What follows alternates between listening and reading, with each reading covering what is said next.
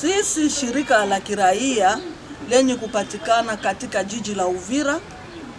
tulipata kusoma kibarua kia kusema kukata kutokutumika kwa barabara namba 5 yenye kupatikana katika jiji la Uvira lenye kuonekana la entreprise ESEK yenye ilipataka kupata soko ama marshe ya kukarabati hii barabara yetu ya namba 5 katika Uvira jiji.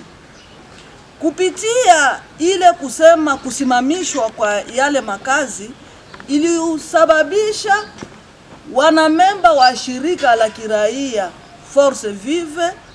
kuangalia kama ile barabara inasaidia watu kwa jumla, kwa upekee wakaaji wa jiji la Uvira, na inasaidia kwa kutembea na kurudi na kutumika katika kazi mbalimbali. Kupitia hii hali yenye tunajua ya mabarabara kwetu katika Uvira, katika nchi yote, kupitia hii barabara mrefu namba 5 ilionekana kama raia ilipokea barabara kukarabatiwa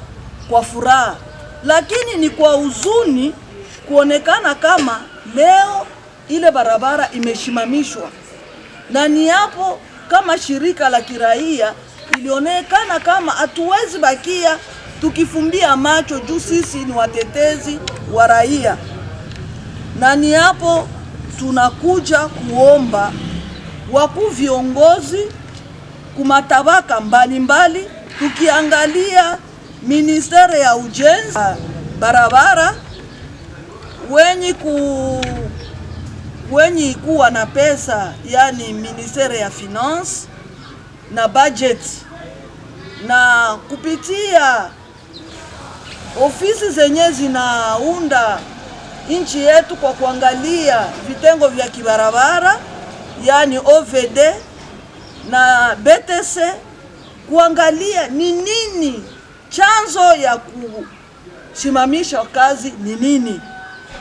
Ingine ni kuhusishwa kwa wakuu viongozi wenye kupatikana katika province na kupatikana katika